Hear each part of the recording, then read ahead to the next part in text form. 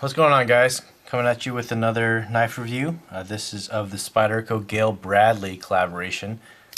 This is a pretty old knife, actually. Seems like it's been out for quite a few years now. And Gayle Bradley is well known as a blade sports knife maker and knife competitor. I'm assuming that he actually competes in these competitions, and basically, it's making these gigantic chopper knives, to hack away at wood and branches and all kinds of things. So you can probably watch blade sports like either in the middle of the day on ESPN, like 5 or 8. It's one of those obscure sports that some people watch and some people enjoy. Definitely not my cup of tea, but yeah, so Gayle Bradley does those kinds of things, and so they did this collaboration a number of years back, and he uses high-end tool steel. So with this collaboration, they decided to use CPM M4, which for me has actually been one of my favorite steels. Actually, being out here in California, there really is no humidity to speak of, and so I don't really ever have to worry about M4 rusting or even taking care of. I never oil my blades out here, and I've never had any issues with rusting or pitting or anything like that. So I've been very fortunate about that. My other experience on M4 has been on this Benchmade LFTI 760 LFTI, which is one of my favorite blades in my collection. Bob Lum, definitely one of my favorite designers, and I've used this M4 to hack away at a lot of things. Stripped down so many boxes in my garage over all this time, and I've had this blade, man, really early on in my collection. So almost hitting 2 years now since I started collecting, and it's been one of my favorite steels for sure. The way Benchmade heat treated this blade, I really love it. So sharpened it to a great edge, and it's retained that edge for a while. I really haven't had to touch it up or anything. So my experience with the Gayle Bradley as a cutter, as a slicer, is a little bit more limited. This is actually my second Gayle Bradley, though. The other one I traded off early on before I did reviews, and so now having a second one, I just kind of wanted to give a little bit more of an impressions on this knife. This one is a little bit different in that it's been sandblasted, so you get the darker finish on this knife, and the liners inside have been sandblasted as well. What you do have is a 3.44 inch blade, so basically a 3.5 inch blade, which is a good size for EDC. It's a 0.125 inch thick blade stock as well, so it's relatively thin. I think this knife is marketed as a hard use folder, and I think it definitely could hold up to some hard use, given that it's a pretty beefy folder in the handle. It's got stainless steel liners, skeletonized, but overall weight of this knife is 5.5 ounces for a knife of this size. Just doing quick size comparison, with a paramilitary, a 3.4 inch blade as well. This is like what, 3 point something, 3.2, 3.3 ounces.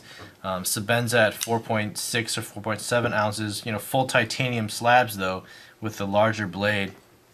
You got the Hest with 3.25 inch blade frame lock, and then you got the Freed Mare here. And the reason I bring this out is not just to overpower it, but Freed Mare also is known as a blade sports guy, and so he uses high-end steels, tool steels, to make his blades. This K2, it's got 4.6 inches of S90V, so very capable blade, and not that you would use, I don't know, I don't think you would really use these blades or these folders for blade sports per se, but that's kind of the way they market them, at least with the Gayle Bradley.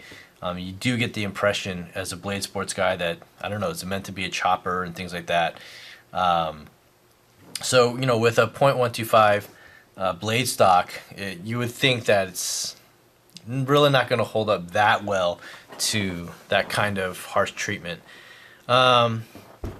This is made from Taichung, Taiwan. So as Jay Davis pointed out a while back, this carbon fiber is fake. Well, not fake. It's got a carbon fiber laminate on top of G10. So this whole portion right here on the slab, it's kind of dark in here, but it's all G10. And then once you get to this very thin laminate, that part is carbon fiber. As opposed to, say, a knife like this Warren Thomas, you got a thick slab of, this is all carbon fiber, and you can see those lines, reflecting in the light, throughout. So that's, a whole slab of carbon fiber. This Julius Shoup as well. This is a thicker slab of carbon fiber, and you can see all those lines. So when you're talking about high quality materials, it's no wonder why, say, the Sage 1 or the Gayle Bradley is cheaper. I think before all this started coming out with the carbon fiber being not fake, but again, laminate, people, I think, were thinking, wow, it's like such a great deal, on the Sage or the Gayle Bradley, and they're still pretty good. The Sage you can get probably around $90 to $100. Gayle Bradley around $125, maybe sometime Amazon has it for $150 or something like that. So anyway, yeah, I mean, for me, I don't know if it would be worth the price. CPM M4 again is a great steel, but I think there's a lot of other better options out there. Ergonomics of this knife. Forward grip, regular grip, it's actually very comfortable. You got the thumb ramp, given the fact that you have this huge Spidey hole. Closed, you do get that huge, big lump that's, standard on pretty much most Spydercos, but easy enough to deploy, both for thumb flick and index flick or middle finger flick. It's got this small choil for your hand to rest in. The jimping on top is very effective, as good as any other jimping, but it is short as well, so you don't get a full length jimping. So it's just from here to here is the jimping. So it is smooth. The carbon fiber weave is also very smooth. So the grip on here, no other jimping on the handle. Grip isn't the best, so you're really depending on your thumb to hold you in here if you were to have to do any kind of forward stabbing motion, because this, it's not really going to guard your finger much, and it could slide up very easily up here. The liner as well, I mean, you can see on this knife the liners actually come out a little bit from the scale, and that's obviously done on purpose, but it doesn't actually detract from the grip. The grip is actually still pretty comfortable. Doesn't cut into your hands like you might think it would.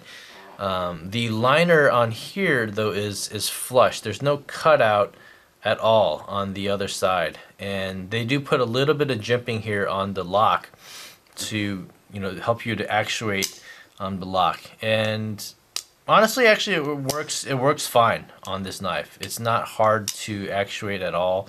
The pads of your fingers can easily fall into the gap right here, and there is a slight cutout on the opposite liner that you can see right there to allow for your finger to come in and actuate that lock. So no real issues right there. Ergonomically, it fits well. Reverse grip actually is a little bit more, to me, a little bit more uncomfortable. My pinky sits in this choil, and it tends to kind of pinch around. That's when it starts pinching around this steel liner. It's much more noticeable in this grip for some reason. So anyway, as an EDC knife, it's kind of, honestly, it's a little bit heavy. I would much prefer the paramilitary or obviously the Sebenza, but for the money, I think paramilitary is definitely the better option. If you're just looking at steels, M4 is going to be better than S30, but if you can get a Sprint para for cheaper, you know, even around 150 or 175 is usually where sprints go outside of the S35 VN Sprint. You know, I think you're better off with some of those better steels, and you get a more ergonomic handle, better lock, in my opinion. Just a better overall ergonomic knife in the paramilitary. So, yeah, so that's kind of my opinions. Really quick, you do get 4-way pocket carry on this clip as well. So, or on this knife. Overall, yeah, it's a cool knife, but I think there's better options out there for the price and for what you can get. Yeah. Anyway, so those are my thoughts. Let me know what you guys think in the comments down below. Thanks for watching, guys, and I'll see you guys on the next vid.